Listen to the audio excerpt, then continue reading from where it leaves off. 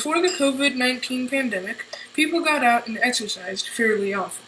But during the pandemic, people have not been getting nearly as much exercise. But with our board game, we help people that play it become more fit. They that play do various exercises, like, for example, push-ups or wall sits. So when we were thinking about our main question, how can we turn an inactive space into an active space, we didn't have a lot of ideas, and we were really stumped.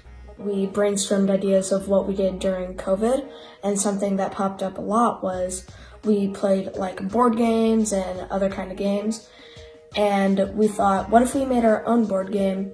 And so that is how we came up with the idea of making our own board game. Once we knew we were going to do a board game, me and Sam started working on boards. Each one was different sizes, different layouts, and even different themes. We took the ideas to a team meeting, and the whole group decided that we'd do a mix of all the boards. Me and Sam got straight to work on the final design of the board. After we had the board, we needed cards. So we had each team member make 6 cards, 4 exercise cards and 2 wild cards. Next, we decided on our final 4 wild cards and decided on weight values for each card. Every good board game has special squares, so we made a Google Doc and had everyone write their ideas just like we did with the cards. Our final design of the board turned into a digital file by having a local high schooler draw it on their computer. Later, I met up with Sam and we decided on special squares and the placement of them out on the board. In our research, we all looked for sites to research and posted them to Google Classroom.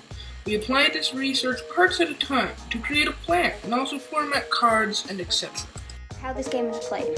First you set everything up, then you do exercises to move forward, and you land or get things good or bad, and then when you reach the end, you win. Alright, so there are several kinds of cards that you can get in the game.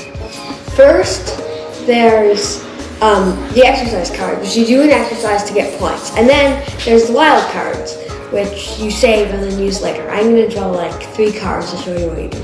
First, I got high knees.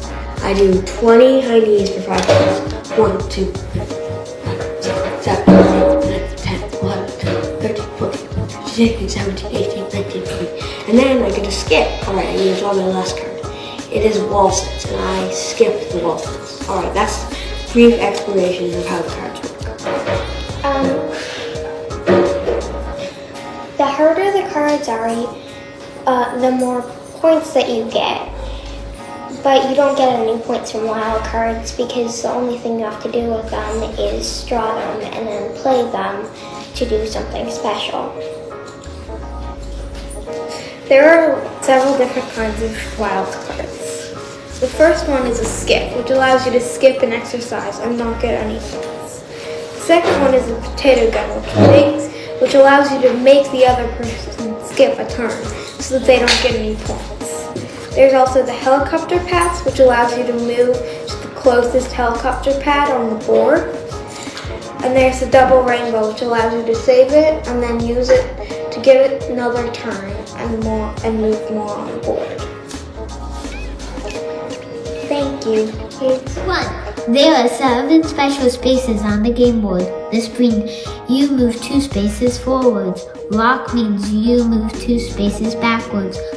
Lightning bolt, you go back 2 starts. Energy shake, you get another turn. Overheat, you skip your turn.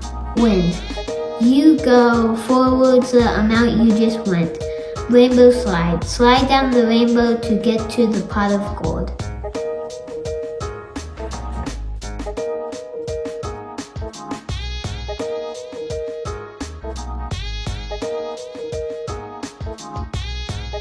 This is a game that we hope can make people more active. Thank you for your time.